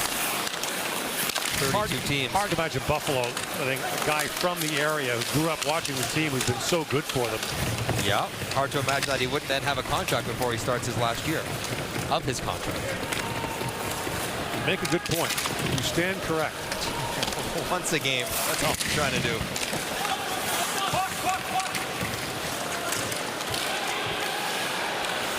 Tuck, good pass into Jack. Guy works it in, shoots, and a glove save made by Hildeby. There's he knows what he's doing. Florian Jack right in the middle of things again. Trying to stir it up a little bit. I like to see Hildeby playing the full game. You know how I feel about goaltenders only playing half a game or 2 periods in a game. Somehow the players are allowed to play the whole game when they first start their preseason. Yeah. They don't sit out the second half or the third period. Not sure why a goaltender would need to, unless you want to see the other goalie play. And in this case in Toronto, that's not the situation for Craig Berube. He wants to see Hildeby go the whole way and hope that probably Stolarz, who hasn't played a game yet, probably plays Saturday against Montreal at home. The trick is, and you talk about with Fowler, Toronto's back up tonight. Vyacheslav Peksa played in the ECHL last year. Not because he was the 5th best goalie in the organization. He was probably the 4th best, but you don't want him backing up. That's where the 4th best goalie goes often, to the East Coast League, to be the starter. Right, because you want him playing. Camp plays it back to Thrun. That long shot block. Camp for Michelli, sends it back in front of him. Man, good stop there by Fowler. This has been a really pretty good game for Toronto. They've been on the puck in the offensive zone, extending pressure, turning pucks over, and then getting it out of their own end quickly, efficiently. Better than they did against the 2 games against Ottawa, regardless of the lineup. Slavkovsky. Poke check by Count at center ice. Myers. Lead pass to Cowan, jumping in. Well, Geinzo comes back on him. Now Slavkovsky racing to it. Mermis kept that alive for the moment. Logging back into the forecheck. Shovels that back to Mermis. Mermis shoots. That's gloved by Fowler. And there's no rebound.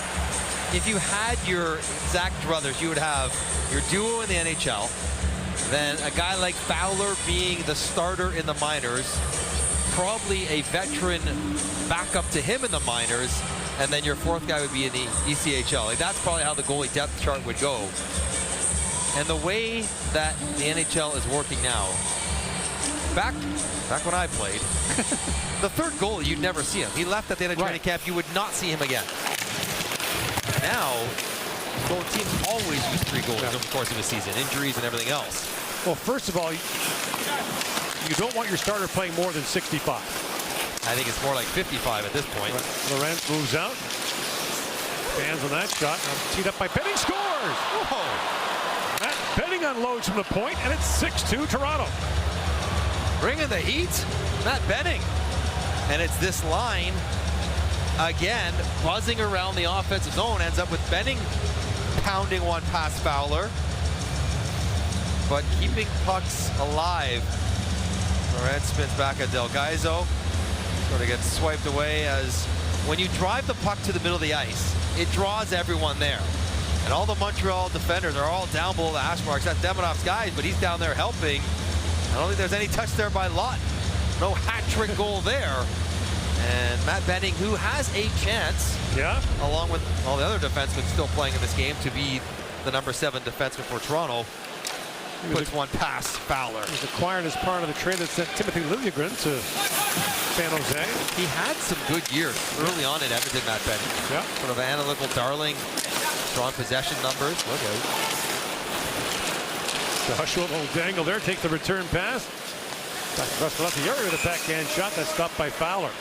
Benning's dad, Brian, played a long time in the NHL, nearly 600 games. His uncle Jim Benning was a player as well, went on to become an executive with Boston, the GM in Vancouver.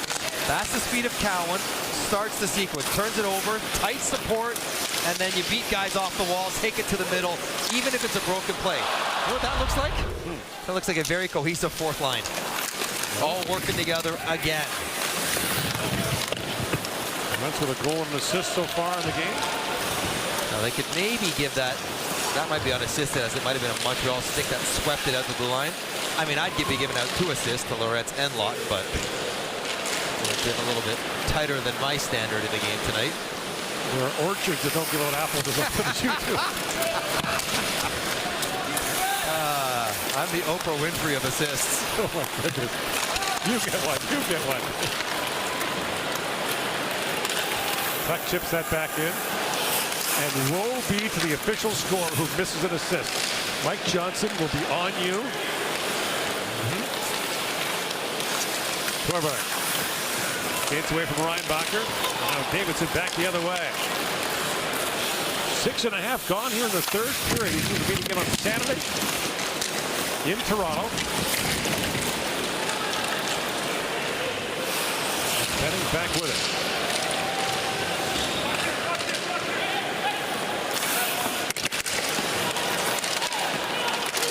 Penalty coming. It's going to go to Toronto. A high sticking call. And so Montreal got a power play here in the third period. Now down 6-2 on the goal by Matt Benning. Well, the Ryder Cup is here. Catch Team Europe take on Team America on Saturday, 7 a.m. Eastern, 8 a.m. Atlantic on TSN from Bethpage Black. Well, there goes my weekend.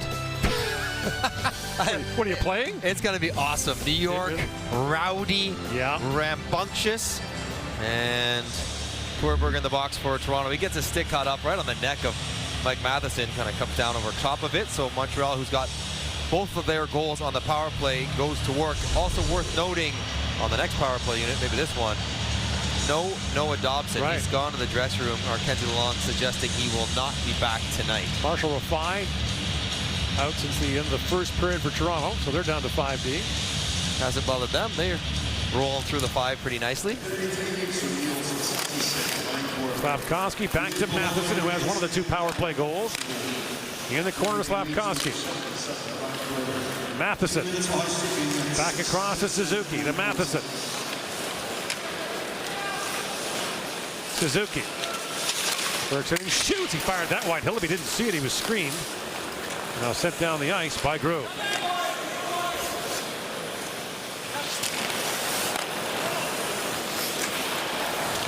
Matheson. Slides it back to Caulfield. Caulfield winds in, drops that back to Watt. That's picked off by Thrun.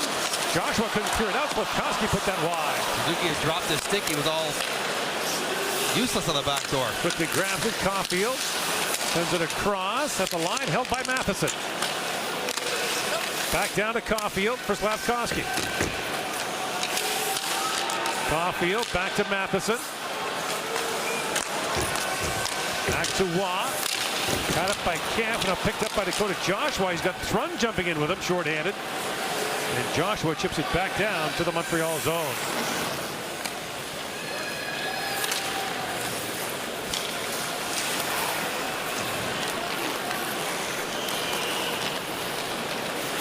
Matheson drops that back to Demidov with a great assist to Laine and the second Montreal power play goal. They're up there together again.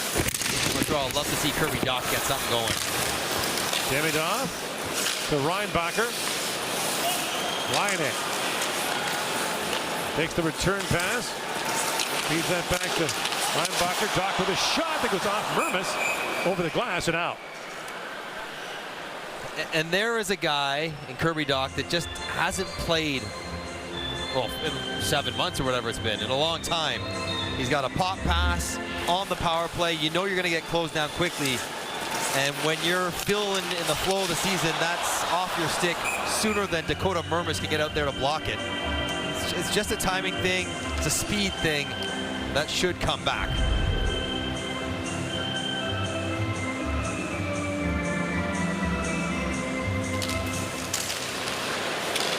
Reinbacher has a lane, moves it and shoots. It got through, and Hildeby makes the stop on that, and Dach is into it. Weber. Remember, Weber got Demidov on a big hit in the second, which might be the reason he is getting a bit of attention as the whistles go here in the third. Good face-off win with help, and generally you don't want this wrist shot, but with only 7 seconds on the clock on the power play, you don't have enough time to maybe set it up slowly for Kirby Dach and big Cade Weber. Turned pro after 4 years at Boston University. The puck did not get to the ice. It didn't take up the face-off. Demidov. Dances around front, centers it, and Dach couldn't connect on that. But it's just wide. Reinbacher back with it. For Delgaizo. Demidov at center ice, drops it back to Dach. Dach little spin around on Myers. Demidov plays that back, but it skips away from Delgaizo. The teams are back to even strength. 21-11, the shots on goal in favor of Toronto. O'Rourke plays it back in, picked up by Matt Bennett. This pass is picked off by Joshua Waugh. O'Rourke back down to Waugh. Loose behind the goal, looks back in front. That roll just wide by Messar. And we got a hooking call against Toronto.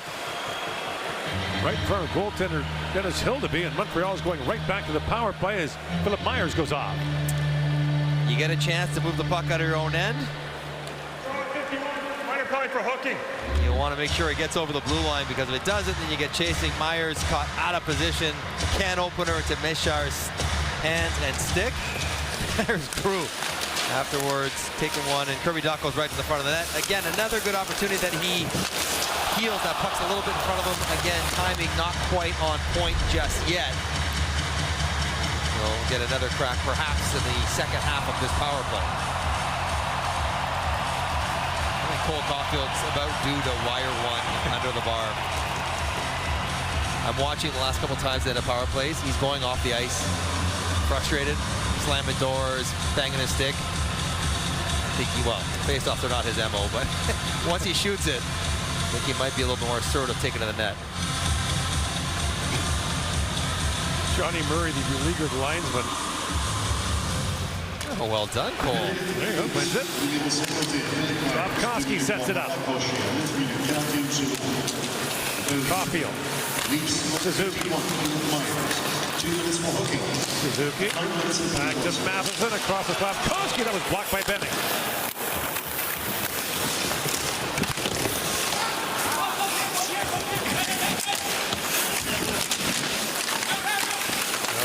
Trying to take that free. Caulfield flips it back in front. That's picked off by Joshua. And Dakota Joshua brings it up to center right.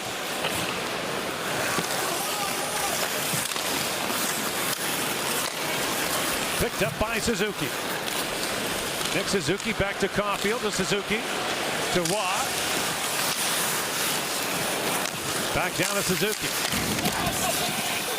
Caulfield. Slafkovsky. And it goes off a skate back out to Matheson. A minute to go on the Montreal power play. Canadiens made the playoffs after missing the 3 previous years. 5 of the 16 playoff teams last year had missed the playoffs the year before.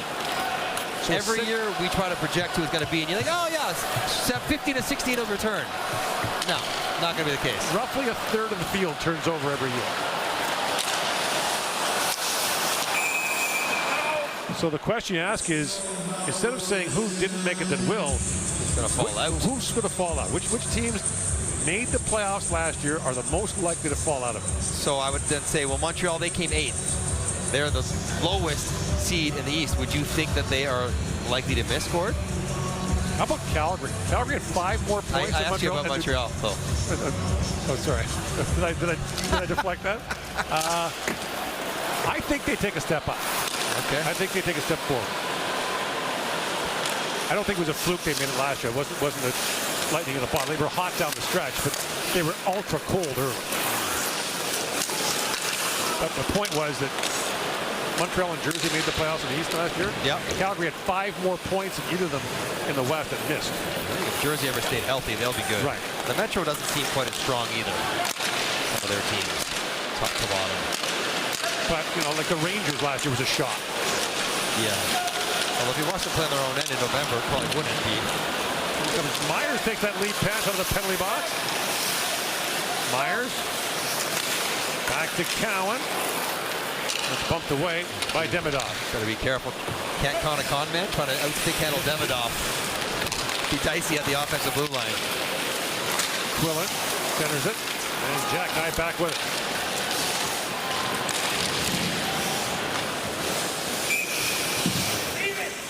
That's gloved by Hildeby.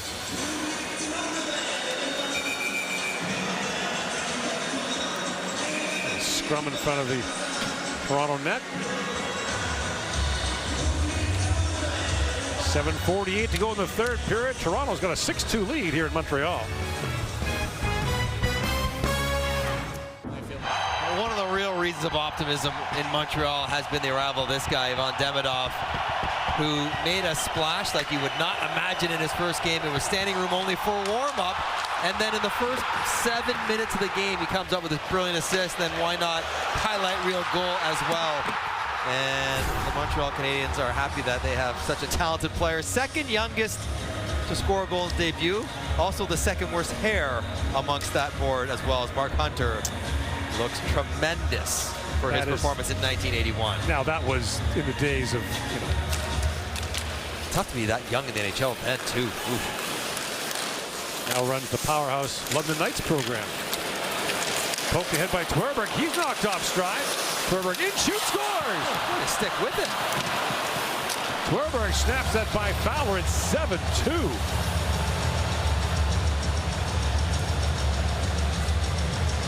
Not exactly known for that. He had 4 goals in his second full NHL season last year.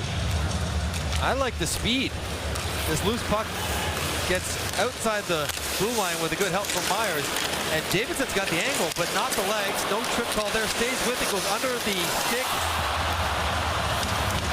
of Kluerman. And a little wrister going against the grain under the arm of Fowler. That was really well done. A lot of stuff going on for Twerberg to get Toronto's 7th of the night. Former Yukon Husky, who was a 7th round pick of Toronto 5 years ago.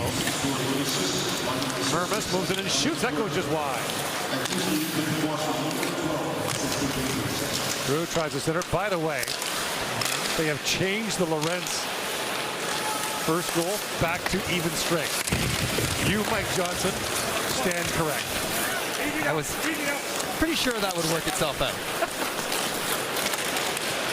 It was the sly little smug grin. You know me so well. That really sold it for me. What a fun night for the Toronto Maple Leafs and their players. They've been quicker. That's been the difference between tonight and Tuesday for the Leafs. They've been quicker. Well, the incentive too for players here that, you know, I mean, it's Montreal. A lot of NHL players from Montreal, regular, you know, they're top end guys. You have a chance to prove yourself against them. And the NHLers that are in the lineup for the Leafs are guys that need to prove something. Right. David Camp, Lawton and Laurent. McQuillan back to Benning. Snaps it back around the front.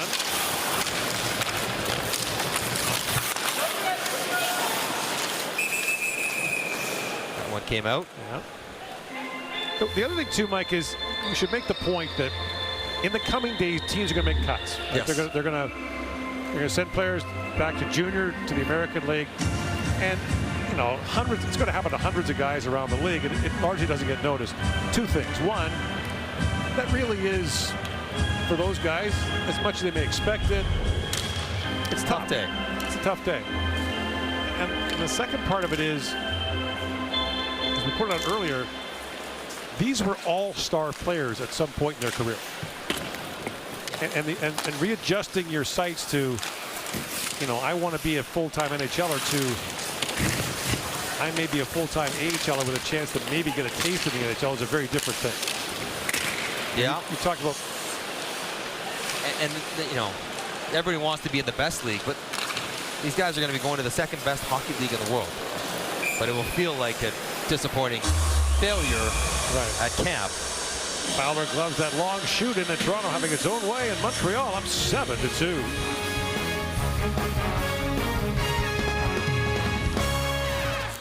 TSN Hockey Top 50 show continues tomorrow. The top 10 revealed when it makes the cut. 11:30 a.m. Eastern, 12:30 p.m. Atlantic on TSN. I got to get home to tape that tomorrow morning. So right. Okay. So you're one of the voters. Yes, I am. Amazingly, you know, Nick Suzuki on the top 50 as he should be, but the only Montreal Canadian on there. The Maple Leafs, I think, have a couple guys. Nylander announced earlier, and Austin Matthews obviously still to come, but no Lane Hudson. Okay, so and this, I understand, you know, he's only in his second year, but he was right up there in scoring and dominant player. Yeah, ran away with the Rookie of the Year award. It might be the last year he's not on that list if he does what he did last year again. SR plays it back. Del Gaizo's shot was blocked. It bounces around in front. Del Gaizo has it backfires again. That hit Rohrer in the leg. SR back with it. Back around to Clermont. Willoughby stripped that away, and off the outside of the post goes Del Gaizo. I mentioned Del Gaizo spent half the year with Nashville last year, scored 8 goals in 40-some games with Nashville's American League team in Milwaukee. He's a productive offensive defenseman at a number of levels. You always wonder what is the draw for a guy like Del Gaizo, who's not a kid anymore. Matt Benning, guys like that, to come to the teams that they come to for training camp. Is it the prospect of living in Montreal, playing Laval, like you know, it's the elite level AHL team? One-way contracts? Bigger one-way contracts, perhaps, or bigger minimums. So a one-way contract means you get paid your NHL money there or in the AHL, whereas a two-way contract means you get less money if you're in the American Hockey League. Just to explain that clearly for those who don't follow NHL contracts as closely as the rest of us do. Yeah, if you're gonna play in the American Hockey League, might as well be in a good city. And I also, you know, the idea that if you have a family, right, if you get called up and down, you're still with your family. Right, you're in the same city. You're in the same city. That would also, I would imagine, be attractive to players in that situation. Benning from Edmonton, their American League team is in Bakersfield, California. It's a bit of a hike. The directs from Edmonton to Baco are hard to find.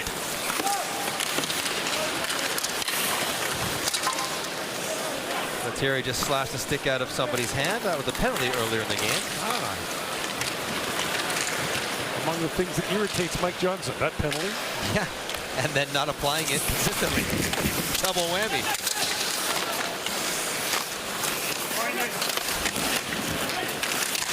Montreal might be hoping that Demidov is good enough to maybe find his way onto that top 50 list at some point in his career. Oh, I got a feeling he'll be. His talent is undeniable. Well, Gaizo plays it back across. Line A. Drops that back to Demidov. Del Gaizo. Clermont shoots. That went off a skate just wide.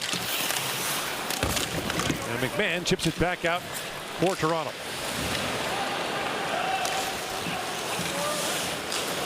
Myers back across to Thron.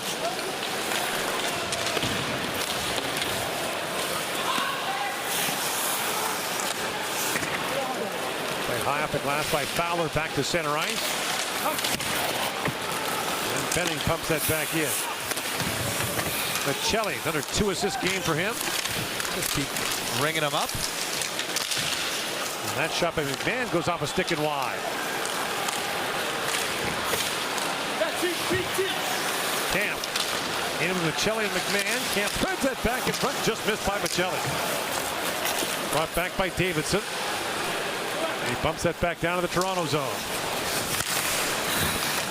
Toronto made the playoffs last year for the 9th consecutive year. That is now the longest active streak in the league because Boston missed. And behind the play, we've got Luke Tuck, who's been chippy here as the game has gone along and tied up with, looks like a 3 in that. Dakota Mermis. That's not really what he's all about at the end of a game either. Just want to make your mark any way you can, I guess.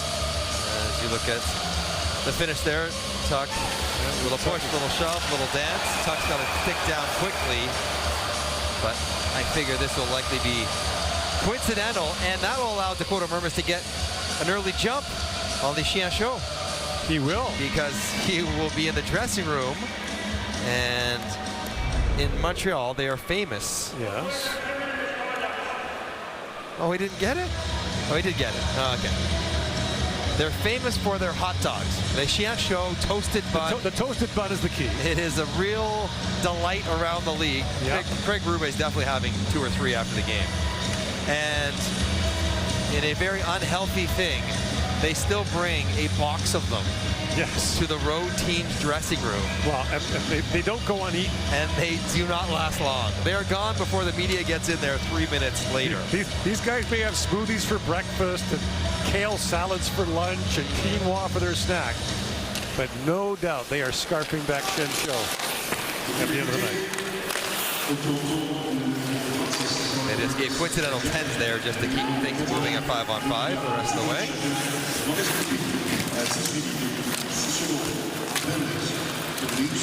Well, can Montreal return the favor in Toronto on Saturday? The Leafs will have much more of an NHL lineup in that game you'd expect. Montreal tonight, Gord, to show how quiet this game has been, has 4 even strength shots.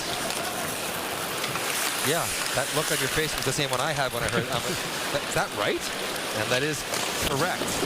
It has been a comprehensive, good game for the Toronto Maple Leafs and their prospects, and not a strong one for the Habs.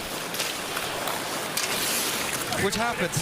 I mean, I think at this point you're more concerned, why did Dobson leave the game and will he be okay? And why did Rafai leave the game and will he be okay?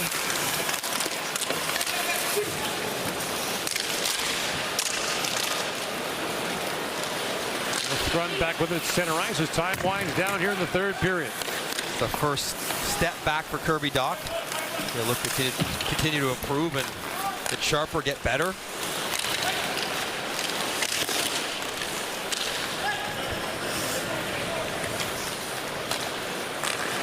O'Rourke takes that pass from Matheson. Just back to the Toronto zone. And here's Thrun with it. Chance that's an icing at this point in the game. Liney got us it back up. He had one of the 2 goals. Matheson had the other. But it was Toronto pretty much from start to finish. A decisive 7-2 win. The final shots 25-13 in favor of the Maple Leafs.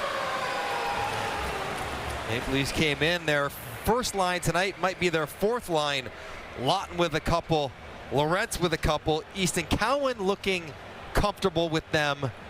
And Dennis Hildeby right now, the front runner to be the backup until Joseph Woll returns. All had solid nights for the Toronto Maple Leafs.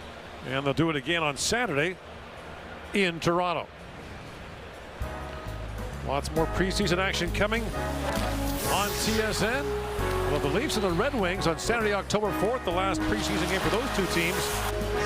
They get set for the start of the NHL regular season. And with the Sens and the Canadiens on Saturday at 7 o'clock Eastern Time, 8 o'clock Atlantic. For Mike Johnson, Lindsay Malone, and all of us at TSN, I'm Gordon Miller. Thanks for tuning in. Now stand by for SportsCenter with Mark Rowe and Lindsay Hamilton.